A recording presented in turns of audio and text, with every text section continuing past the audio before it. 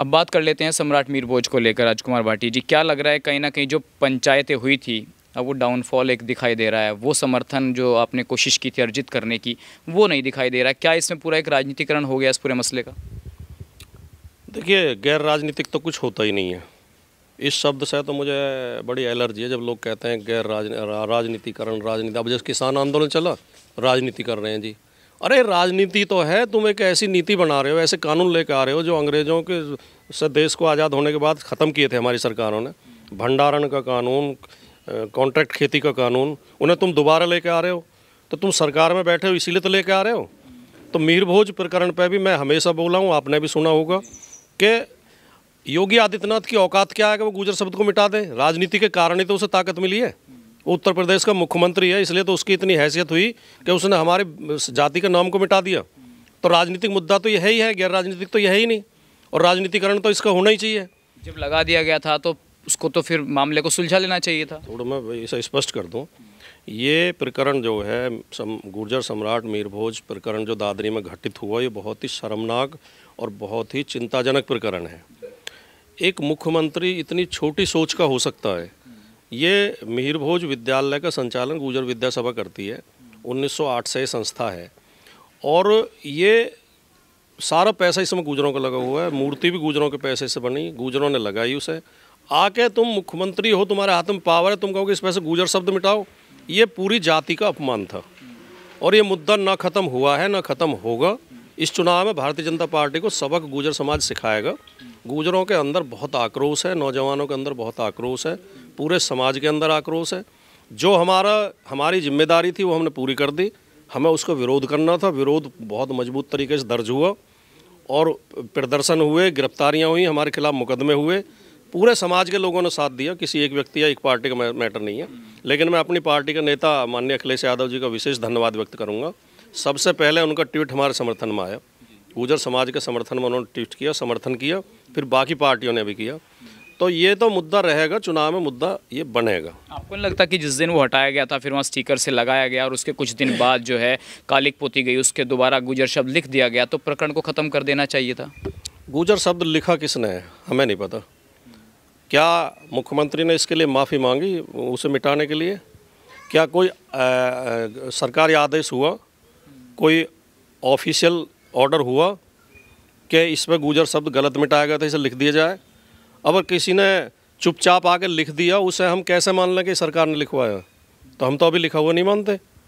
मिटा हुआ सबने देखा था, लिखा हुआ हम जब मानेंगे जब योगी आदित्यनाथ ये कहे या भारतीय जनता पार्टी ये कहे कि हम गुर्जर समाज से माफ़ी चाहते हैं, हमसे गलती हुई है और सम्राट मीर भोज गुर्जर ही थे, तब हम मानेंगे लिखा। इस पूरी घटना में दोषी क्या विधायक और सांसद हैं? मुख्यमंत्री को आप दोषी ठहरा रहे हैं, क्या वो दोनों भी इस बराबर के दोषी थे?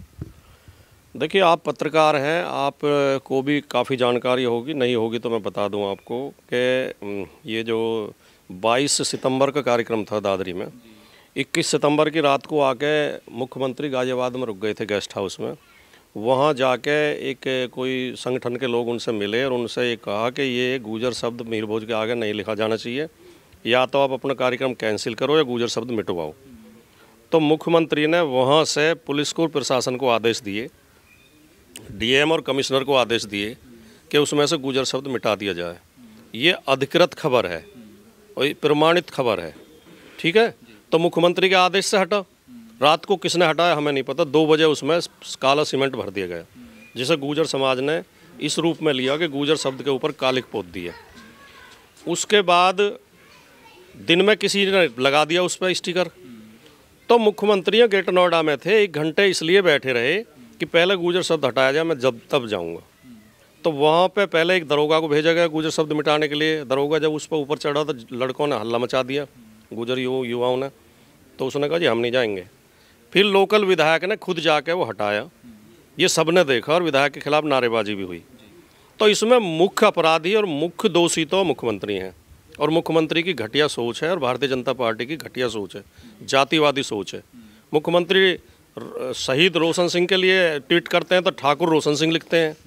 मुख्यमंत्री राजा महेंद्र प्रताप के नाम पर यूनिवर्सिटी का विमोचन करना चाहते हैं तो 9 बार जाट राजा महेंद्र प्रताप कहते हैं।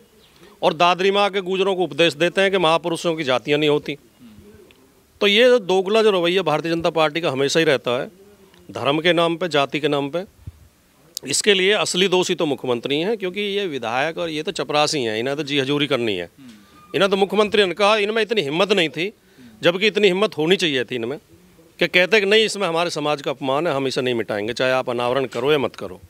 लेकिन मुख्य दोषी तो मुख्यमंत्री है। अब इस पूरी घटना में क्या चल रहा है, क्योंकि वो लोग इंतज़ार कर रहे हैं कि कुछ आदेश आएगा। जिन युवाओं को आपने आह्वान किया था, यहाँ ग्रेटर नोएडा में पंचायत हुई थी और भी नेताओं ने आह्वान किए थे उन युवाओं से, अब वो युवा सोच रहे हैं कि मामले को डाउन क्यों कर दिया गया? क्या अब अपनी अपनी राजनीति में लग गए हैं सब लोग? मैंने आपसे पहले भी कहा, मामला बिल्कुल डाउन नहीं हुआ है, मामला गर्म है। इसमें दो काम होंगे। पहला काम तो इस चुनाव में गुर्जर समाज अपनी ताकत का एहसास भारतीय जनता पार्टी को करा देगा। गुर्जर बहुल सीटों में एक भी सीट भारतीय जनता पार्टी नहीं जीत पाएगी। पहला तो उसे ये सबक सिखाएंगे। 2 महीने बाद समाजवादी पार्टी की सरकार बन जाएगी, माननीय अखिलेश यादव जी मुख्यमंत्री होंगे। सरकारी खर्चे से एक मुख्य स्थान पर इसी जिले में गुर्जर सम्राट मीर भोज की प्रतिमा का अनावरण मुख्यमंत्री के हाथों कराया जाएगा और एक गुर्जर इतिहास पर एक गैलरी बनाई जाएगी और वहाँ भी सरकारी आदेश किया जाएगा कि इस पर गुर्जर सम्राट लिखा जाए। लेकिन राजकुमार भाटी जी, एक सवाल महत्वपूर्ण ये है कि शुरू की पंचायतों में आप नज़र आए, उसके बाद आप नज़र नहीं आए, ना ही आपकी पार्टी के लोग नज़र आए, सिर्फ कुछ ही लोगों के बीच ये आंदोलन चलकर रह गया। तो राजकुमार भाटी जी इस आंदोलन से अलग क्यों हुए थे? मैं एक पल के लिए भी इस आंदोलन से अलग नहीं हुआ। इस आंदोलन से अलग होने का मतलब है गुर्जर समाज से अलग होना, गुर्जर स्वाभिमान से अलग होना, अपने इतिहास से अलग होना, अपने गौरव से अलग होना। मैं 1 मिनट के लिए भी, 1 पल के लिए भी इस आंदोलन से अलग नहीं हुआ। किसी 1-2 सभा ऐसी हुई जो दूसरी पार्टियों के लोगों ने की और उन्होंने हमें बुलाया नहीं, अपनी पार्टी के लोग उन्होंने की, तो हमारा जाना उचित नहीं था। अगर आप उस सभा को लेकर कह रहे हो तो ये आप उन लोगों से पूछो जिन्होंने गुटबाजी की और अपने अलग मीटिंग की। बाकी हम गुर्जर आंदोलन में उस समय भी सक्रिय थे, आज भी हैं और आज भी ये मुद्दा हम इसे छोड़ नहीं सकते और हम इसके लिए भारतीय जनता पार्टी को सबक सिखा कर रहेंगे। नेपाल सिंह कसाना ने एक सोशल मीडिया पर कमेंट किया, ऐसा लगा कि कहीं ना कहीं इस पूरे आंदोलन को 2 फाड़ हो चुकी हैं, ऐसा तो नहीं है? अब नहीं, किन्हीं व्यक्तियों के बारे में मैं कोई टिप्पणी नहीं करूंगा। किन्हीं व्यक्तियों के बीच क्या मतभेद थे, उनकी क्या सोच है, ना मैं किसी की निंदा करता, ना मैं किसी का विरोध करता। जो भी सहयोग कर रहे हैं उनका सबका स्वागत है। चाहे उन्होंने हमें भी नहीं बुलाया फिर भी उन्होंने किया, उसके लिए भी उनका धन्यवाद। लेकिन मैं इतना केवल कहना चाहता हूँ कि मैं इससे अलग नहीं हूँ। मैं बिल्कुल भी 1 पल के लिए भी अलग नहीं हूँ। एक अंतिम सवाल ये है कि पृथ्वीराज चौहान को लेकर भी कहने लगे कि लोग कि गुर्जर थे, अब राजपूत और गुर्जर का विवाद ये फिर बढ़ेगा। आपको नहीं लगता है कि भाईचारे की एक खाई खोदने का काम हो रहा है इन तमाम विवादों से? नहीं, मैंने तो कई बार ये सार्वजनिक रूप से अपील की है, सोशल मीडिया पे भी, मीडिया के माध्यम से भी, गुर्जर समाज के नौजवानों से भी और राजपूत समाज के नौजवानों से भी, कि जातियों को लेकर आपस में लड़ो मत, एक दूसरे को अपमानित मत करो, एक दूसरे को गाली मत दो। हम भाई भाई हैं, भाईचारे के साथ रहें, इससे देश मजबूत होगा। लेकिन जहाँ तक पृथ्वीराज चौहान का सवाल है तो इसमें तो कोई संदेह नहीं है कि वो गुर्जर थे।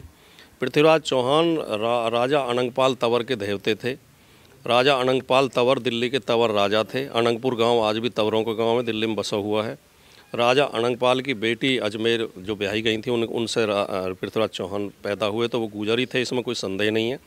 दूसरी बात, जो कई कवियों ने, जिसमें जयानक भी हैं और कई इतिहासकारों ने भी उन्हें गुर्जर लिखा है, तो इस पर अगर कोई विवाद करता हो तो ये तो उसकी गलती है। तो गुर्जर सम्राट थे। और चौहान, मैं एक बात और बता दूं कि चौहान इस देश में, मैं तो कहूँगा सारे ही चौहान, और सारे भी नहीं तो ज़्यादातर चौहान गुर्जर हैं। वो गलती से कुछ दिन बाद वो खुद अपना उन्होंने गुर्जर लिखना बंद कर दिया है, गुर्जर समझना बंद कर दिया। बाकी जो चौहान अपने आप को राजपूत समझ, देखिए राजपूत कोई जाति नहीं है और राजपूत शब्द 8वीं शताब्दी के बाद आया, तो उसमें तो राजपूत तो उन्हें कहा गया जो राजा के परिवार से जुड़े हुए थे, राजा के वंश से, राजा के रिश्तेदार होते थे, उन्हें राजपुत्र कहा जाता था। तो उसमें राजा तो गुर्जर भी थे, क्षत्रिय भी थे और दूसरे लोग भी थे, पाल भी थे, सब अलग अलग राजा थे। तो राजपुत्र कोई जाति नहीं थी, वो जो भी जिस जाति के राजा थे उनके वंश से जुड़े हुए लोगों को राजपुत्र कहा गया। बाद में धीरे धीरे राजपूत अपनी जाति मानने लगे। इसमें अभी भी, आज भी अगर आप देखोगे नहीं, ठाकुर सभी जातियों के लोग लिखते हैं। झांसी में हमारे गुर्जर सब ठाकुर लिखते हैं, मध्य प्रदेश में ठाकुर लिखते हैं, क्षत्रिय अपने आप को गुर्जर मानते हैं, जाट भी क्षत्रिय हैं, यादव भी क्षत्रिय हैं, लोधे भी क्षत्रिय हैं। तो ये अपने आप को क्षत्रिय कहते हैं, राजपूत कहते हैं, वो नहीं। एक राजपूत जाति अलग चीज़ है और राजपूत जो शब्द है वो अलग चीज़। ये मुद्दा रहेगा इस बार चुनाव में, गुर्जर वाला, राजपूत, चौहान, ये भी आपके सपा वाले इसमें कोई बुक में है? नहीं, ये कोई राजनीतिक पार्टियों के मुद्दे थोड़ी हैं, ये तो हमारा अपना समाज का मुद्दा है। राजनीतिक पार्टी का मुद्दा, समाजवादी पार्टी का मुद्दा तो युवाओं को रोजगार, युवाओं को शिक्षा, किसानों की बेहतरी, अच्छी सड़कें, अच्छी रेल, बिजली देना, बिजली सस्ती करना, भ्रष्टाचार पर रोक लगाना, कानून व्यवस्था सुधारना। पार्टियों के तो सभी के ये मुद्दे होने चाहिए, लेकिन भारतीय जनता पार्टी जाति और धर्म की राजनीति करती है। ये हमारे तो पार्टी के मुद्दे तो वो हैं, लेकिन ये तो हमारे व्यक्तिगत, क्योंकि हम गुर्जर समाज से जुड़े हुए हैं और आपने सवाल किए उसके जवाब में मैं कह रहा हूँ ये हमारे लिए मुद्दे महत्वपूर्ण हैं। खबर को अगर आप फेसबुक पर देख रहे हैं तो हमारे फेसबुक पेज को लाइक और फॉलो जरूर कीजिए, और अगर आप यूट्यूब पर देख रहे हैं तो हमारे चैनल को यूट्यूब पर जाकर अभी सब्सक्राइब कीजिए।